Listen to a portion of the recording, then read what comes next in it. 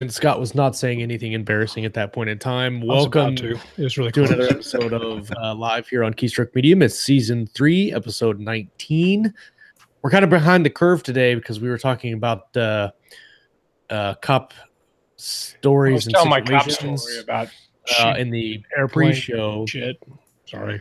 Yeah, and so now we're behind, but that's okay because it's our show and we do what we want. So, welcome everyone to the show. I am Josh Hayes here with Scott Moon and Chuck Manley. Today we're doing kind of an AMA / tools of the trade talk. There was a couple questions in the Facebook group this week about taxes, and then kind of what tools do we use to write or manage projects or whatever. There was some conversation about Slack and another organizational app. So I've got a couple of demonstrations and a couple things to talk about when we get to that point about Scrivener, and also about how I started to do my taxes this year, because I found that when I was doing my 2017 taxes and I'm trying to go back and figure out everything that I've earned and spent, and it was just kind of a cluster of craziness. So this year I'm doing it a little bit differently, so I'm going to share a little bit about that today too. Before we get into that, since it's just us, we're going to talk about a little bit about what we have going on this week, or what we've been working on. Chuck, you've got some pretty good news about your Master of Hounds book. You want to talk Master of Hounds is live for pre-order on Amazon. Yay! And had a couple people read it, including one Mr. Hank Garner, who I believe is in the chat at the moment. He's and in the chat. He thought it was okay. He kind of liked it. And he was kind enough to let me do an episode of his show. We recorded it yesterday, and he's going to drop that on Friday to coincide with the book going live for sale. So nice. I think I saw his comment, and I think he more than just liked it a little bit. I think it was something like, "I couldn't put this down. This is freaking totally badass." I may be paraphrasing slightly. The quote from the live chat this morning is "Master of Hounds is badass," and that's a quote from Hank Garner. You can write that down. Yeah. I would put that on the book. But yeah, I got that out, and I got my short story based in the same settings sent off to Maine before the deadline, which was good. And I forgot to ask you about that. I got that done and off. I haven't heard. I think you probably, if you make the finals, you're not going to hear till the end of June, I think. But I read half of it. Cordova now, so that's what I'm doing. I read half of that short story. I haven't finished it. No, that's fine, man. That's how I do all mine too. It's ridiculous. You're like, I can't quite finish a short story. You'd think that I do the same thing though. I'll read them in chunks. I'm the same way. I mean, I started reading it, and then one of the kids started screaming, and then got distracted and never went back. But how dare you have a life, man? I know, right? But Scott and I actually talked about it when we were talking about stories. We were at Mead's talking about his. Yeah, we were at Mead's Thursday, and we were talking about it, and we were actually talking about your story and a couple others, and we both agreed that the voice of your narrative is bar none one of the coolest voices we've read. Yeah, newsflash: Chuck Manley's got voice. Yeah, I'm serious. Not only does he have a savvy, sweet and sassy podcasting voice, he's also got a really high quality writing narrative voice. Well, and I listened. I did listen to your story, Chuck, on my app, Read Aloud app, and so.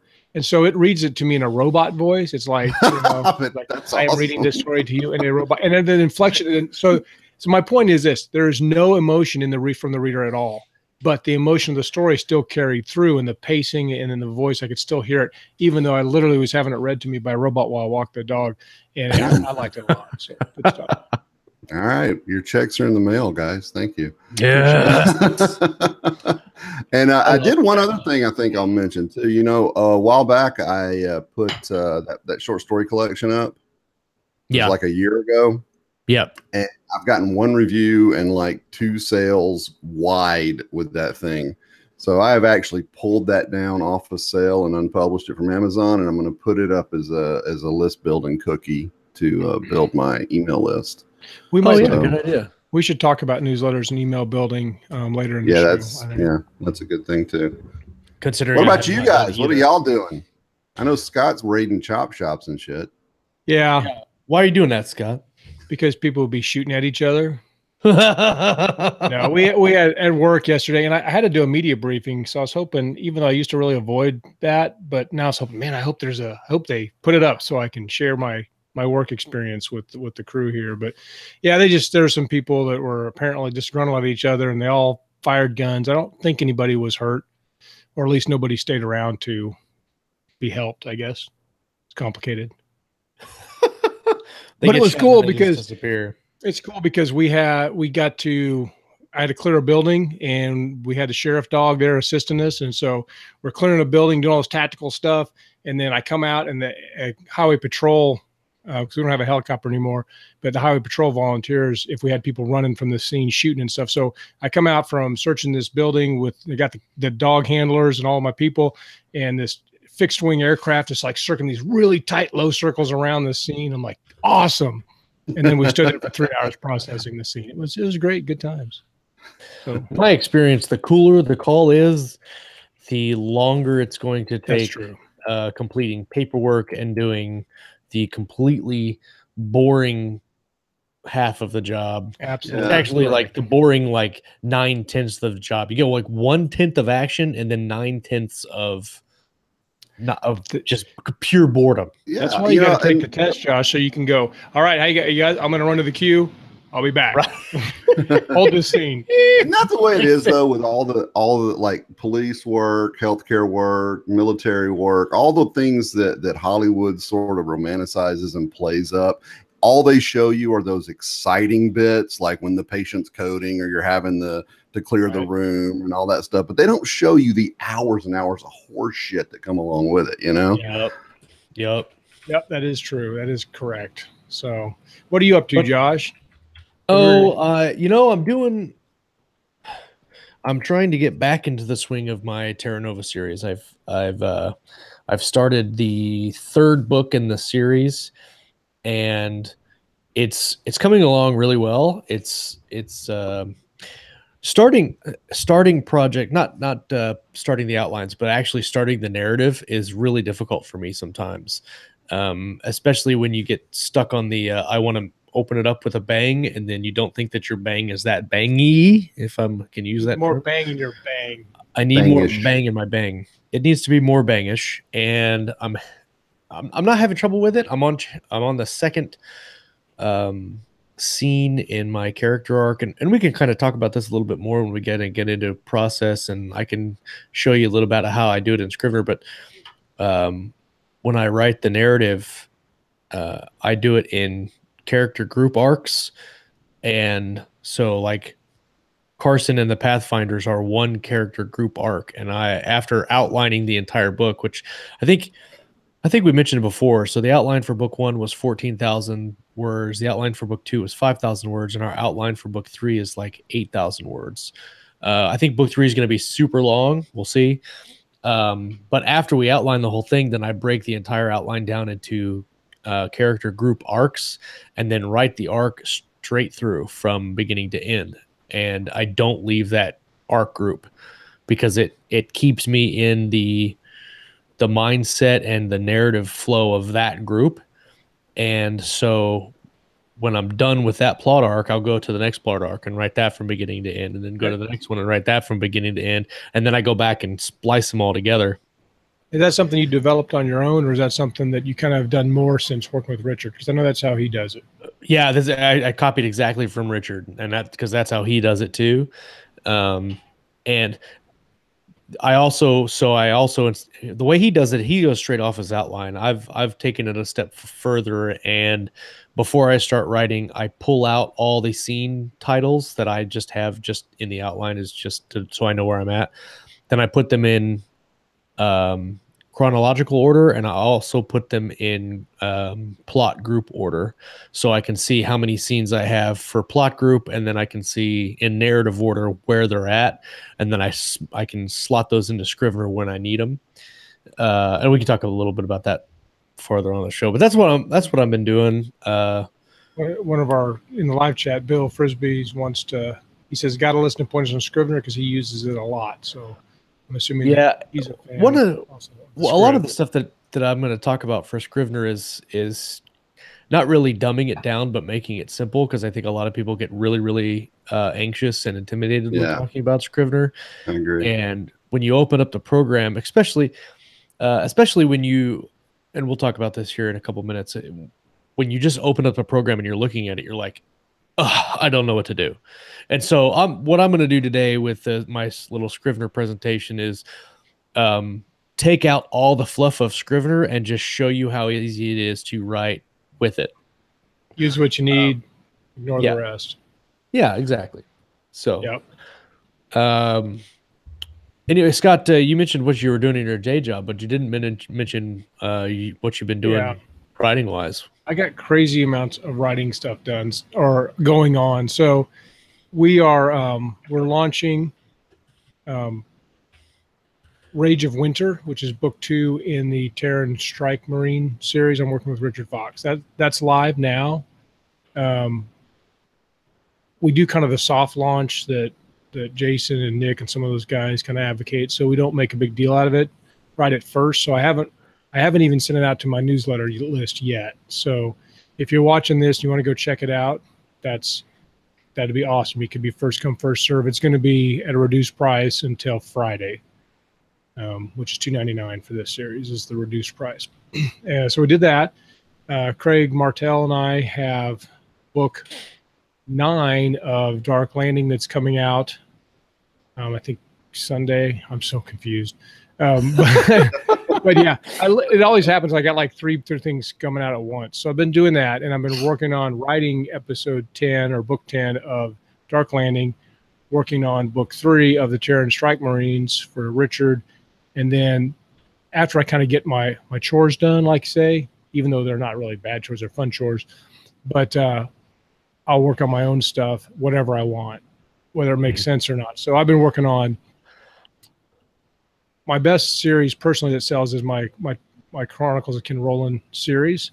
And I don't know if I should write a sequel or a prequel. And people told me prequels suck. So what I decided to do is I'm writing a sequel 10,000 years after the story, but the character knows that his story mirrors the prequel exactly. Does that make sense?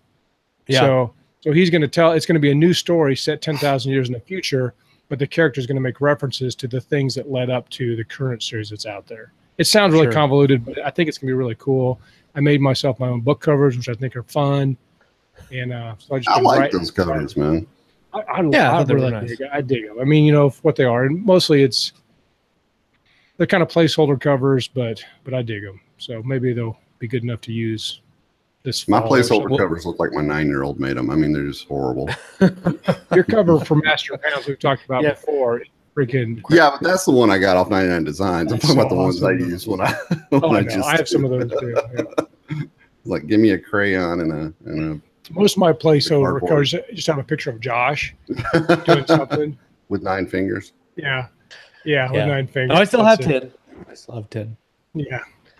As you progress. So yeah, writing and doing stuff and getting ready for summer because I love it when I have no writing time because you have yay, kids are home. Yeah, which is good and also a lot of work. So excited for that. So let's jump right into here a little bit, and I think a lot of people are interested about the Scrivener talk, so we'll do that first, and then we'll talk about taxes. Because both of you use Scrivener, yeah? Oh yeah. Yes. Okay, so I think we all use it differently. That's the kind of the interesting thing. Right, and this is just my I actually use a lot more things than I'm going to show, because if I show you everything that I use Scrivener for, then you'll just and it's crazy. Right. So we're not going to cover the compile in this little presentation. We'll kind of touch on the corkboard just a little bit.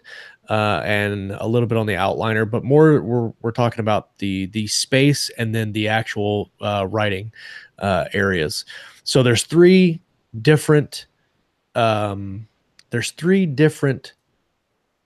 that we're going to talk about, or templates that we're going to talk about today. And let me start my screen share here, my entire screen. So share. So this is my screen as it is right now. We can get rid of that for a minute. We can get rid of that for a minute. Okay, so right here you can see we have the three Scrivener files. And when you open up Scrivener, oh, that's not what I wanted to do. Stop that. Okay. So when you open up Scrivener, I'm worried about those animals in the Imperial Walker there. I'm sorry. Yeah, it's broken, so they're okay. So when you open up Scrivener, and this is Scrivener 3 that we're talking about, you're going to have this. This is how you begin every project. You have a select a template, basically. And so you can use a blank one. You can go to fiction, and you can use novel with parts, or short story. Nonfiction, it gives you a whole bunch of paper templates, script writing, and then miscellaneous. So today we're going to be talking about blank and novel. Just a novel, and then a novel with parts. So I'll cancel that because I already have. This is the novel with parts template. We're going to cover this, and then we'll cover the novel without parts, and then we'll go to blank. So the novel with parts. This is how Scrivener looks as soon as you open up a brand new project. Over here is the binder where you see the manuscript, and it has your parts in folders. So this can be part 1, and this can be part 2, and so then you have chapters underneath them. I think you should name part 2 Chuck's Revenge. Chuck Manley's Revenge is part 2. Just trying to liven it up a little bit, keep it real. When you look at this setup, when you go to compile, which we're not going to talk about, when you go to compile, this setup actually helps you build your ebook very simply. It's got front matter that you can put in the book, whether it's ebook, paperback, or manuscript. It's got a place for notes, place for research, character template plates that you can add a character template that looks like this. I don't use those. I have my own. But you'll have these things in the novel template, whether it's without parts or with parts. And the only difference, and I guess we won't open this one, but the only difference between the novel with parts and the novel without parts is that this is the novel with parts, and when it opens up as a novel without parts, these are gone. They're just right. You just got like the chapter folders. Yeah. So that's really the only difference. And when you get into compile, which maybe I'll do a video on later, the levels, so parts and chapters, appear differently in the compile depending on how you set it up, but you don't have to worry about that right now. So right here, no, I was just going to say right here, when you have the part. So if you're going to do like a 3-part structure or 4 or 5-part structure, you can have your part, your chapters, and then your scenes. And your scene is where you're going to do all the typing. All the typing.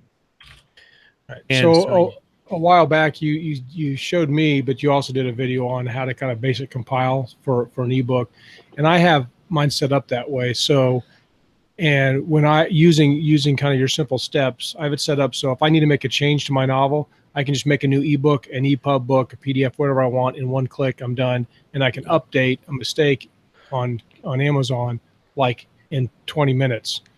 So it's really convenient. It works really well. And if you have it set up and you don't fiddle with it too much, it's pretty reliable in my experience. Yep. And I'm going to have to actually redo that video because the differences between Scrivener 3 and Scrivener 2 in the compile are pretty significant. And so I'm still using Scrivener set 2. It up that way. Sure. But the compile function looks different in Scrivener 3. So basically, if all you want it to do is write, you can open it up, go to the scene deal here, and start writing. You don't have to worry about anything else. To make it even less complicated, we're going to get out of the novel with parts, and then we're going to go to a blank template, which was this is what I recommend everybody do. We're going to do a blank template. So when you open up Scrivener, I've already typed a little bit in there, but this is going to, there's no folders, there's no character templates over here, there's no notes, there's no nothing. All you have is your draft and a blank document, which I've already titled story. And then I've written a little bit in there. And then I've my outline and then my characters. The reason I did this is how I set up my Scrivener when I'm drafting. So what I do is I pull my outline into research because when I track my words in Scrivener, which is for Mac, it's Command-Shift-T. You can have this box here, and you can set your words, say 60,000. That's your total, and it'll have a progress bar here. You can also set session targets, and we'll have a deadline of, let's just say, June 1st, and then we'll do automatically calculate and allow that. So it'll tell you I need 2,300 words a day to make 60,000 words by June 1st. And that's a very simple way to set it up, so you know when you're typing how many words do I got to get that day to type. So anyway, back to this. This is why I love Scrivener so much. In Word, you can have one document open, and all you have is that one document. Well, here you have the same thing. It's one document. You can just use that just like Word. It's got the same formatting options up here, font, style, size, bold, all that stuff. The cool thing about Scrivener that I like is you can put notes over here while you're working. So if you're drafting and you're through your narrative and you think this can go further on down in the narrative, I want to go write that, you can just write a note here, and it doesn't affect anything else here. It stays here. You can go back around to different things, come back, it's still there. The other thing I like about Scrivener that's simple is making comment boxes, which you can do in Word too, but you can do that here. It'll show up here, and all the notes will show up here. If you do another one down here, then you can change the color of the note. It shows up green there, red there. There's a difference in color there so you can see. And if you want to go to that comment, you just click on it. It'll take you right to the place in the manuscript where you need to be for that. And so that I don't go back and make edits or corrections. And also, guys, while I'm talking, I can't see the live chat. So if somebody has a question, throw it at me. That's good. Yeah, I'm watching it for you, man. We got nothing yet. So this is the simplest version of Scrivener you can use. This is just the informational icon. So the way I do it is, the reason I keep the outline in research is because it doesn't count these words to your total draft.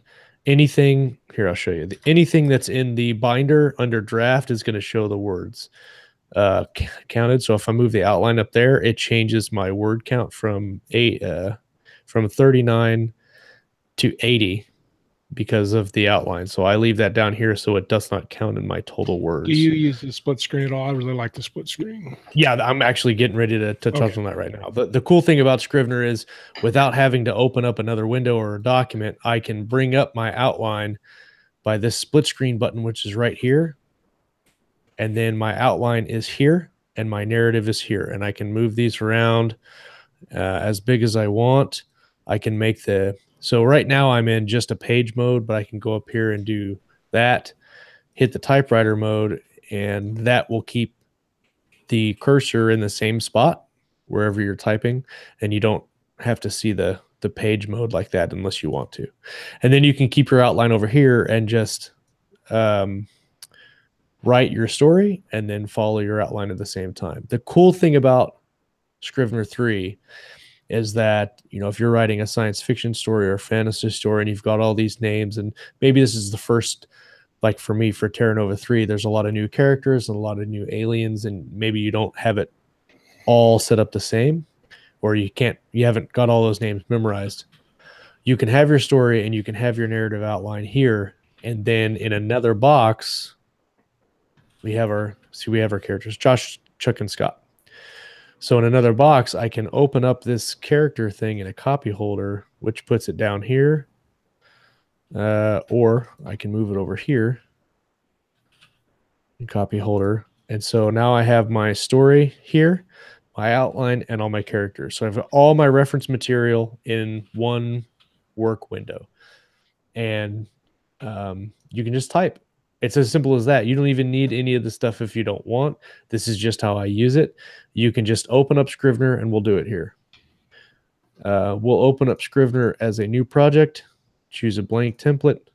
We'll do test 4, create, and bam, a brand new fresh document. And all you have to do is start writing.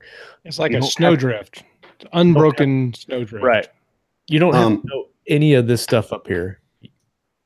Josh, am I able to do a screen share, or is it just whoever's doing the call? You can. Would you mind if I showed how I use it? Absolutely, I can. Contrast kind of deal. Yep. Hold on.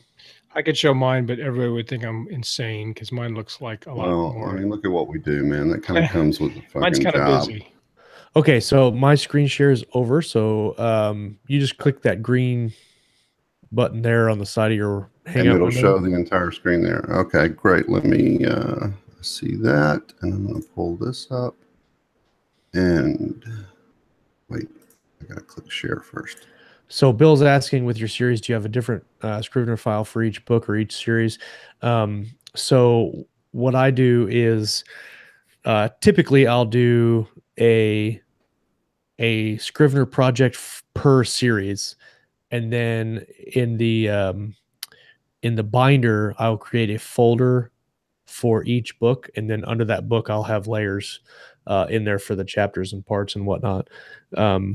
Now for the Terra Nova project, I wrote the first 2 in Word because that's how Richard likes it. But we're at a point now where I just write the whole thing and then send it to him when the draft is done, so I can draft in Scrivener and export it to Word and send it off. So I write the whole thing in Scrivener. Typically, it's easy to do a whole series in Scrivener. You can search for relevant things, like you forgot about a scene or a character. You can search the entire series. I use that a lot in Dark Landing. We have 10 books in there now, and so I'll go to the top of I'll select the whole document and I'll search for a character like Dreg, and then I'll find where Dreg's been used, and then I can quickly reference things from other books in the series. Very useful for that. All right, let's show Chuck's screen there. So Chuck, you're up. Okay, can y'all see that? Okay. Yep. All right. So basically, when I start a new project, you can open a new novel without parts project, and then you can kind of shift it and change it around and then save that as a template so that you have your own personalized template to work from for new books. And that's basically what I have. It's just an adjusted version of the novel format that you can get just opening it up. And what I like to do is I start with the corkboard here, the manuscript, or excuse me, the manuscript corkboard. And if you notice, each one of these index cards has a bunch of notes on it. That's what I intend to happen in those chapters. Each one of these index cards represents an individual chapter in the book. And I always start with like the 5 plot points I know I want to hit. And then I use these index cards for each chapter to outline what I want to happen between those plot points. And if you look here on the left, you can see it just goes all the way down until the end of the book down here at chapter 47. And then each one of these is their own individual deal, so that when I compile it, each one of these folders that's labeled chapter whatever will compile as an individual chapter in the final manuscript. Okay, so you got everything right there on the screen. Now with a lot of these, let's say I'm writing a chapter with, hang on one sec, find the right one. Where is it? Oh, those are wrong notes. Notes. Here we go. Like when I'm introducing new characters for the first time, or I have certain characters in a scene, I'll use the document notes for that individual folder, and I'll use I'll paste the pictures that I'm using as inspiration for the characters into the notes over here on the right, so that it sort of keeps them fresh in my mind while I'm writing. Yep. So that's a really good way to kind of stay in that scene. And whoops, didn't mean to do that. To stay in that scene.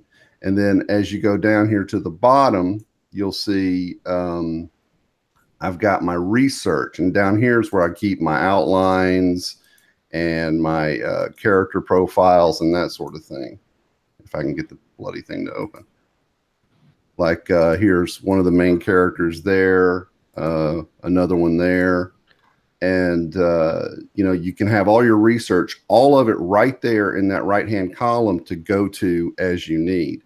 And then also it will, when you're compiling, it'll ask you, do you want to include front matter or back matter from different options, one of them being paperback novels. So like it'll automatically do your title page for you. It'll automatically do a copyright page for you. And you can put in a dedication in there that will automatically compile with the book, so that when you're done with everything in that one file, it'll spit out a whole novel. Now you still need to go back and make sure nothing got screwed up in the process, but overall, you have one file and your entire book can be kept just in this one little folder here, all the research and everything. So, and that's how I use it. And then down here you've got the covers and all that stuff. So that's how I use it. I use that manuscript board, that cork board, mostly to keep my outline. And in that way, every day when I'm working on a chapter, all I got to do is look at that index card and go, oh yeah, that's what I wanted to happen in this scene as part of the overall narrative. Right. So, and are you using, is that Scrivener 2 or Scrivener 3? Did you I don't know, to be perfectly honest with you. Let's see, about and I am using it's 1.9, and I am using Scrivener for Windows. Yeah, Scrivener for Windows and Mac, they look slightly different, but they pretty much do the same thing. We might be having a guest here in a second. Yeah, there is some functionality on the Mac version that we don't have in the Windows version, which is why I keep going back and forth on getting a Mac, that and Vellum. But anyway, I just thought I'd throw that out there for you guys. Maybe some of you find it useful, maybe not. And I'm going to stop sharing now.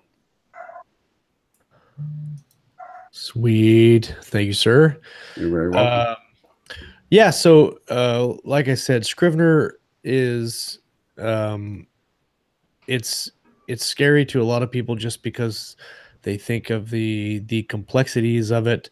But if you just think of, and I'm going to share my screen again, I'm going to just share the app.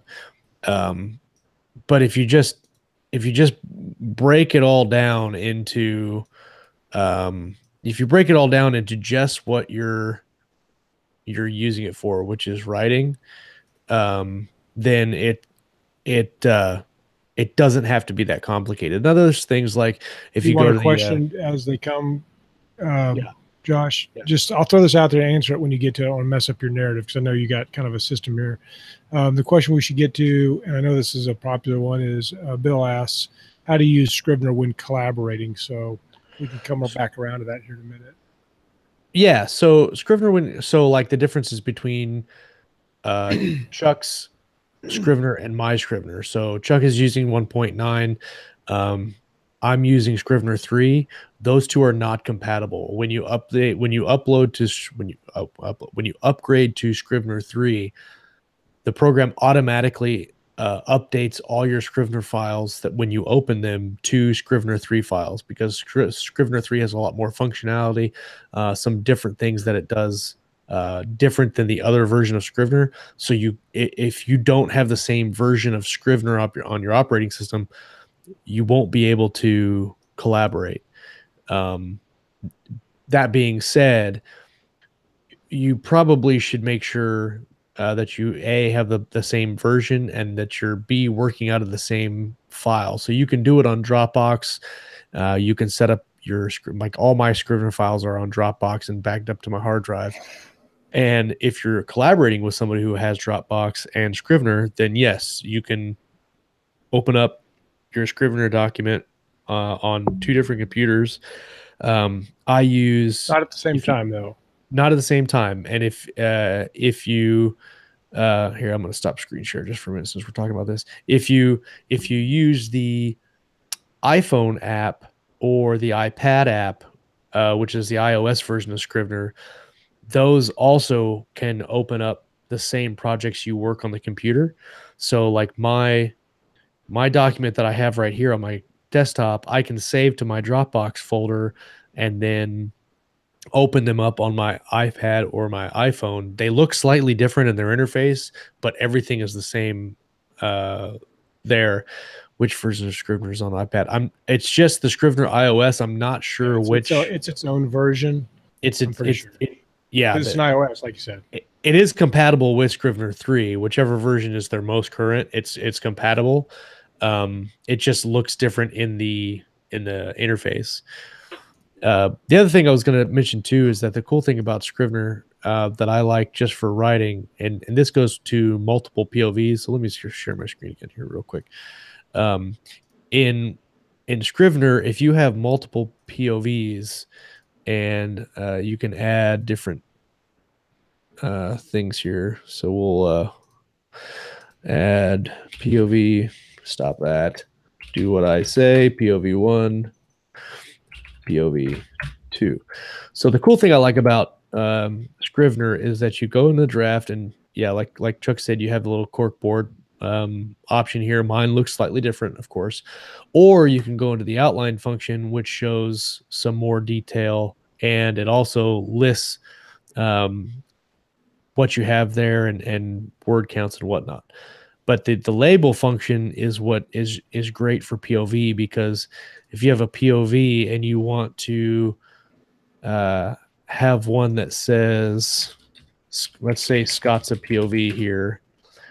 Oh crap, I did it wrong. So we're going to do new, and then we're going to go Scott, and Scott's going to be pink because that's his favorite color, and then we'll do Chuck. I'm a pink. Pink is my favorite. They wrote a song about it, actually. And you can change the color too just by double clicking on it. We'll make Chuck bright red. And so then when you go back over here, say our POV 1 is Scott, our POV 2 is Chuck, the colors are different. And then what you do is you go into the view and you use the color. Where's the color options at? You probably can't see it because I'm. No, we can't see that part of what you're doing. Yeah. So then I'm going to change it to do binder. And then, okay, so now you can see, just as a glance, looking at your binder, you can see POV 1 and POV 2, they're different characters. And so if you have several chapters where you're bouncing back and forth and you want to know where you're at, you can look and see how many, at a glance, how many POVs you have. It also shows up on the cork board on the side of the card. It'll show you the colors as well. Yeah, there's a ton of personalization you can do with Scrivener as far as, you know, your own work methods. But I think if you're new to it, the important thing is you just figure out the most basic thing you want to do with it and focus on that. Don't worry about all the extra functionality that you'll kind of grow into.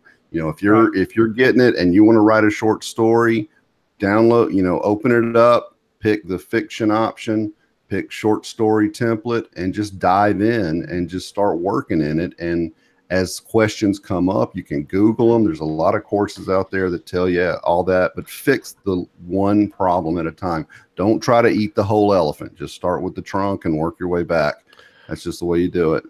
And that's I definitely skipped in there and did a whole bunch of this stuff, but that was my original point, is that you can open up Scrivener and just have it look just like this. You can even turn this off. You can turn the binder off if you want, and then all you have is the writing document here. And then also, I don't know if it'll do it if I'm just looking at the application. Scrivener has a follow-along tutorial you can run through maybe once to kind of get a look around. That's not so you can turn all that other stuff off and just have the narrative or the And I think if you're starting out, that's the best way to do it. Start simple and just grow into all the optionality. And also, I think we should point out that when you're ready to compile it into whatever, the compile options are enormous. You can compile it to a Mobi, an EPUB, a PDF. You can manuscript format for traditional submissions. I mean, it's just that is a very useful feature of that, because once you've got that, you can kind of go back and tweak it as a separate file away from Scrivener if you need to. Right, absolutely. And by the way, hi Ralph. Hi, Ralph. Hey, he snuck in. I saw him. I snuck in under the Scrivener radar. He's going to come in and do some I don't know sabotage. if it's just my screen, but all I'm really seeing is like a silhouette. He's like an anonymous source that's blowing the whistle. I've got my Illuminati camera on today. I think because I've got quite a bright room, I've got my lamp shining dead at me, but it's kind of silhouetting me out. So Anyway, hi from the Illuminati and Majestic 12 and whatever. Yeah, So I sort of heard that noise. complicated talk about Scrivener. I was going to moonwalk my way back out of the room. Yeah. Oh, I didn't realize you guys are doing that. I'm going to back out now. Yeah. So, but yeah, I love Scrivener. I love that it's easy to use, and I also love that there's several more things that you can do. And actually, so just to prove my point about what I was talking about, I'm going to show you, since the project's already done, and it doesn't matter, I'm going to show you what it looks like when, let me make this smaller a little bit. Stop it. This is my completed draft of my Galaxy's Edge novel that I published, that I've sent into Jason and Nick. And you can see here, you can look at the draft. That's the outline mode of my story. So you can see yellow and green are the different POVs. You can also see a little bit of just a brief breakdown of what it is. And this is how I compile my stories. And like Chuck had folders. I don't like doing folders. I just like having a single scene draft page here, so that when I export, all I have to do is say export as is, and it does everything for me. It makes it super, super easy. That way I can put whatever I see. So the thing I don't like about Scrivener is that, like right here where it says 01 inbound in the shuttle, if you don't change it in the compile, that's what it will put in your chapter heading, and I don't like that. See, I change all my chapter headings so that it does that on purpose. It makes it formats for me. Yeah, a lot of people do that, but I like to look at my scenes and go, at a glance, this is what they're doing in that scene. Right. And so when I compile, I have my chapter heading on my page, so 01, and then that's how I just hit compile as is, bam, and that's how it puts down. I actually do that for like my author's note and any kind of epilogue or prologue, because sometimes it wants to give you a hard time about putting chapter whatever, even though you want to call it something else.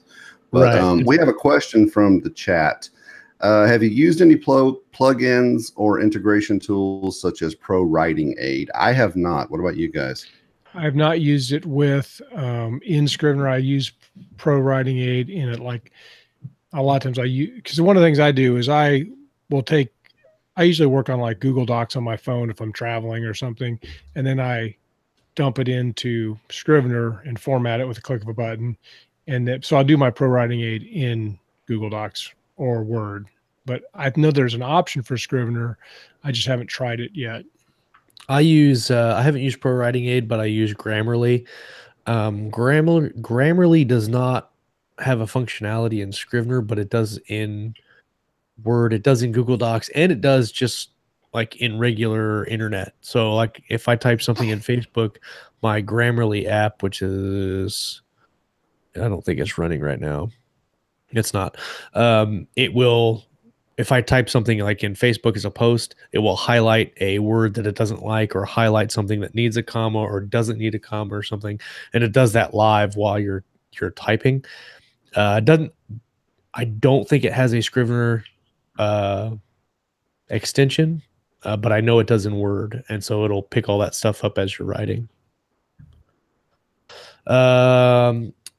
Okay, so the other thing that was brought up in the chat was taxes. I'm not a tax accountant, but I did sleep at a Holiday Inn last night, and I'm kidding, I didn't do that. So I don't know if you guys know, if you guys do the same thing that I do, but I sometimes wait until February to do my taxes, and then I've got to go back through my entire bank account and find all the little deposits that Amazon makes for like 55 cents from Amazon EU, and I plug that into a deal, and then I spend my like 3 hours going through my years of deposits and then my expenses or whatever. But this year with all my book contract royalties and things coming in from Amazon, I decided it would probably be better to do a monthly track than a yearly track. So, and this is just a general version of the spreadsheet that I have. So I'll show the Excel spreadsheet that I have, and it's broken down into months, and the numbers are not accurate. So I did not make $10,000 on Terra Nova in February. Don't be modest. This is just an example. So I have income expenses, and then in the other one I have taxes. And I'm going to adjust this so it does for all of the columns, but I just did it for the big ones just to see. And I calculate for 30%, even though I fall into the 24% bracket, just because I don't like it. That way you're never going to be under. So, but what I do is I add it all up for the month, so I know what I'm going to make in the month. It's not accurate over here because I have expenses that I should put in. So basically when I put in an expense, I'd put in like editing, right? And then I do, let's just say $500. And then I would have a adjusted income equals sum, and this is this minus this, and it gives me an adjusted sum of $955. So that's my total profit for March. All these end up basically the same, even though this isn't right. So we'll just say this equals my editing expense there for $500. So then it changes my adjusted income up here, and then I have my estimated taxes for the year already calculated out at $9,190. That's not accurate either. But this way I can look at it, and when I go to do my taxes, when I send my accountant my stuff, all I have to do is send her this, and my W whatever it is from Amazon, and the 1099 that Richard sends me. I can send her this and all that, and she does it all for me. But this at least just gives you kind of a rough estimate of where you're sitting at for the year and the month, because sometimes you lose author expenses like Facebook ads, or that's the big thing. You're going to forget about expenses that you did, absolutely, that you could legitimately that have an impact, and you just forget about. Like last year we were going through our taxes for the company, and I was like, oh yeah, we went on a trip. Yes.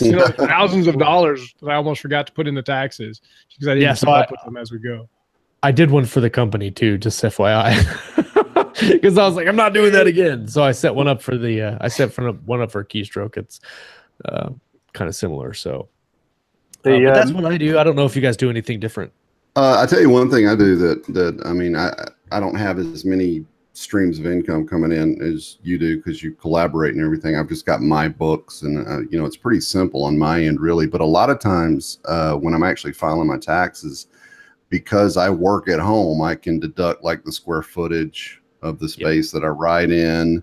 I deduct, I consider the podcast that I do, the one, the story shots, I deduct the cost of hosting for that. I deduct,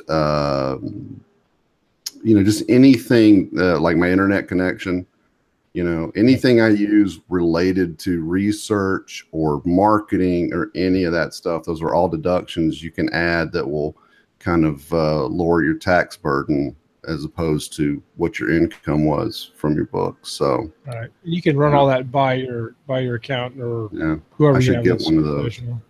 It's changing also this year with the new taxes, so that you're not going to be able to. You might still be able to do itemized for small business, but I think it really depends on what the first year or two you kind of get your feel for it. I'm kind of in a position. I'm not really making enough to really worry about. It's not that big. I imagine guys who are pulling in 10 grand a month doing this, it's probably a much bigger deal for them. They're probably having to file quarterly with LLCs and all this other shit. Right. Problem is that, however, that being said, there is now a move to personal assistants as well amongst the bigger hitters, who I'd imagine one of the things they can do is manage all the they can afford somebody to handle it. Yeah, which I understand if anyone's interested at that point. Rates at about $30 an hour. So whether you can block book for some kind of discount or what, but certainly for people who might be working full time and pulling in a relatively decent income stream, it might be worth booking out one for 4 or 5 hours a week, month, however much fits your needs.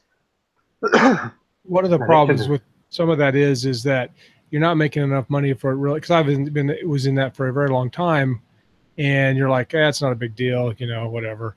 But then all of a sudden you need to know, and you got to go back. You're like, right. And once you start making money, you're going to wish you'd been organized for the 6 months leading up to when you get your first really good check. Well, especially things, a lot of things go through PayPal, don't they? So I remember on one of my launches, I had about 20 paid promotions going, and then all I see on my bank statement is PayPal. Now, which of those are my outgoings for the book, and which of them I don't know, I bought clothes on ACOS or whatever.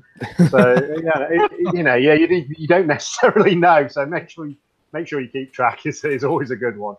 Not that I'm ever going to follow that advice. I'm still going to scramble come March time to buy a Mercedes and then get speeding tickets in them. You just drive your Mercedes down to your tax account and So, but there's a couple other things you might want to think about as you're setting up kind of your personal business for writing. Like, and one of them is you don't want to mingle your writing money with your regular money any more than you have to. And I, like I said, I'm not a business guru. I've just read this a few times. So one thing that could make it easier to keep track of your expenses is to do all of your writing expenses like on one account. Right. You have a debit card or credit card, and that's the only one you do. And then you can then it's easy. But my problem is I have like 5 credit cards. Right. And I got like 5 credit cards. So I got to go calculate all the different things in all my different places and try to draw them into my spreadsheet. Where if I just used PayPal or whatever, I could just look at that at the end of the year. In theory. Yeah, I actually have one separate checking account with a debit card attached to it that is strictly for what I call Night Runner Press. It's kind of a really good idea. Yeah. Yeah, I think that would be a massive takeaway for me. I think it will be quite a lot of admin to do it, but an intimidating amount to do. But I think once you do it, it will make life easy. Do you guys have to pay in advance on account? I think is the term we use. So do you have, because our tax office, the HMRC, the Majesty's Revenue and Customs, they say they'll analyse your tax 1 year and then they'll project it then they'll assume that you're earning the same the next year. And then you can they make you pay in advance on account, so that the idea is good because it means it sort of smooths the amount of tax you pay. I think that's an option that you can. I think that's an option that you can take in the States, and I believe you have to like qualify for it. You know, you have to have a certain amount of untaxed income. And I think they call it deferred taxation or something like that. But basically it's that they'll do it for that year and they'll say, do you want to just assume that this is going to be what it's going to be next year? And you can go ahead and pay ahead basically. So a lot of people I think I'm not a tax attorney. I'm not an accountant. I'm just going by what I've seen. Because they make us do that. So that can be so. If you've got it's something to watch out for. Because say in 2016 was it? I had like an abnormal amount of income come in the writing because I got an advance in, which then they projected through to 2017, and I was like, no, I'm not earning that much. I can see where that would be quite problematic. Yeah, so there was a single bead of sweat trickling down my face when I got 17. I was like, I'm going to keep it on an even keel. You know, and Ellen asked Chuck in the live chat about LLCs, and it's a good idea to do.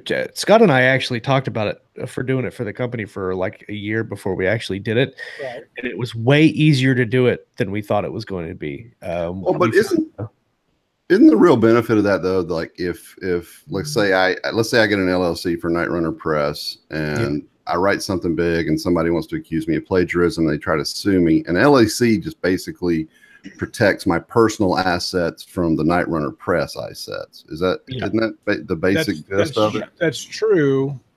unless you commingle your funds. Which I do not.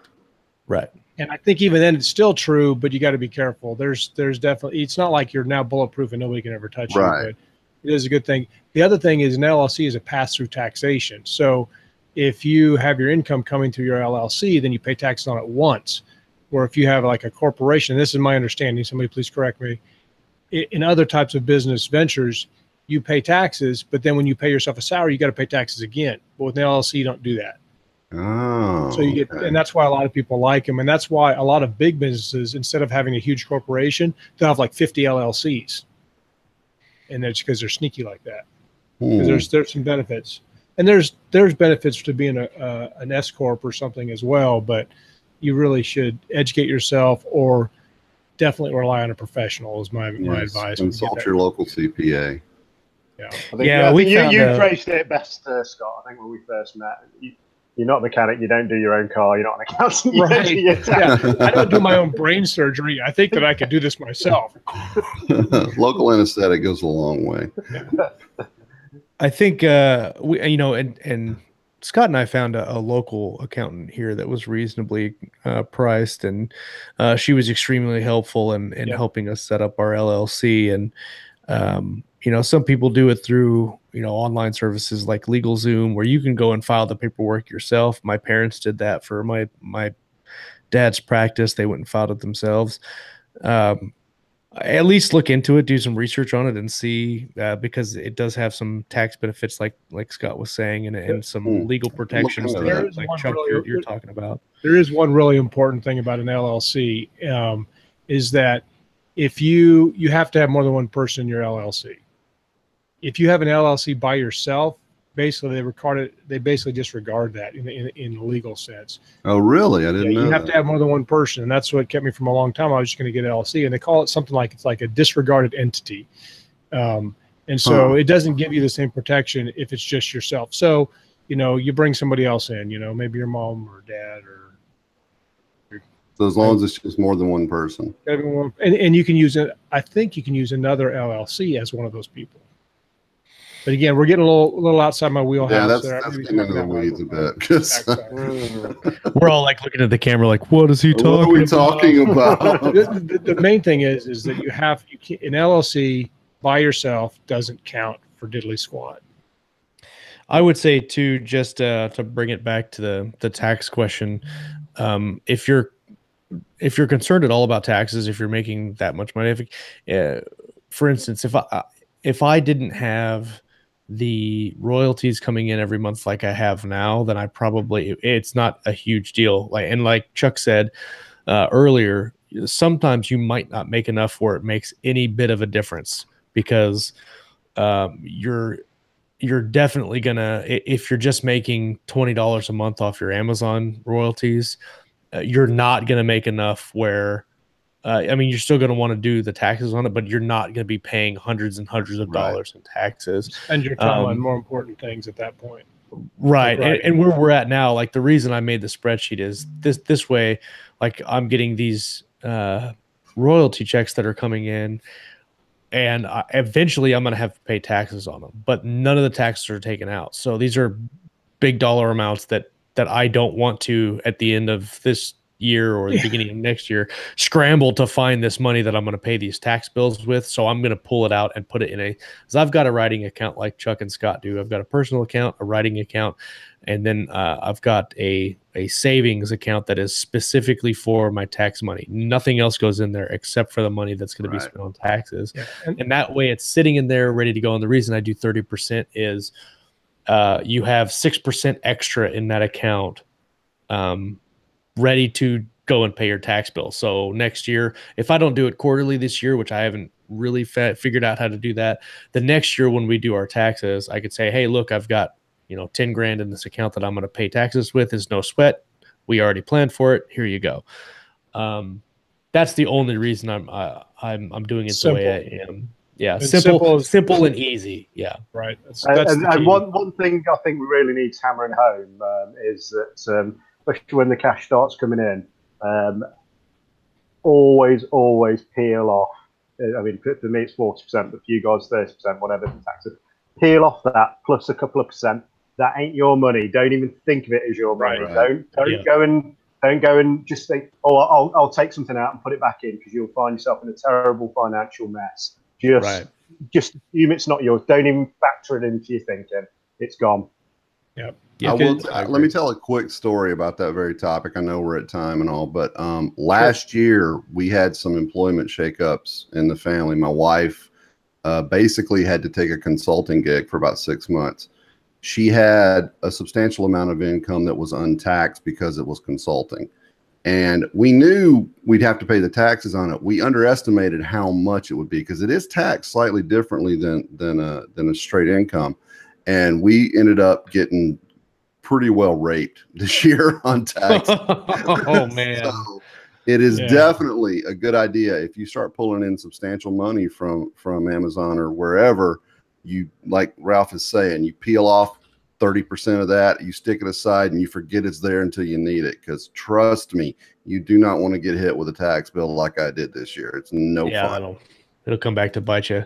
Really quick before I forget, and before we sign off for the day, because we are coming up to the end of the hour, we do have a pretty legit show sponsor this for this episode, and Manley sponsor. It's a Manley sponsor, if you will. I missed the Manley overlays. And the Manley overlay is not available for the Manley sponsor. It really irritates me. I actually did like 20 minutes of research. You get a screenshot?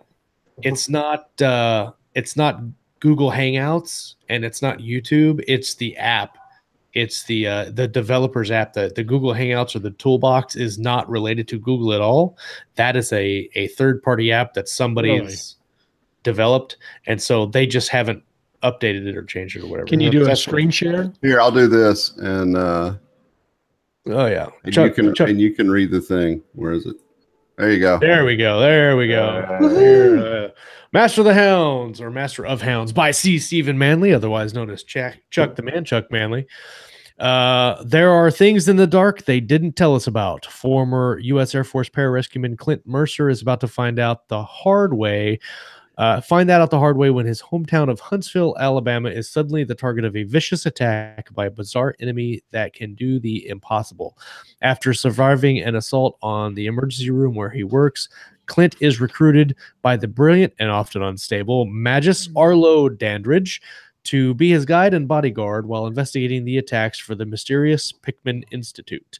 With tens of thousands of lives on the line, the two men soon find themselves in a race to recover a deadly relic before a militant religious cult and their century-old warlock leader can beat them to it. Master of Hounds is the first book in the Pickman Files series, an urban fantasy thriller filled with magic, mystery, secret societies, Lovecraftian horrors, and pulse-pounding action.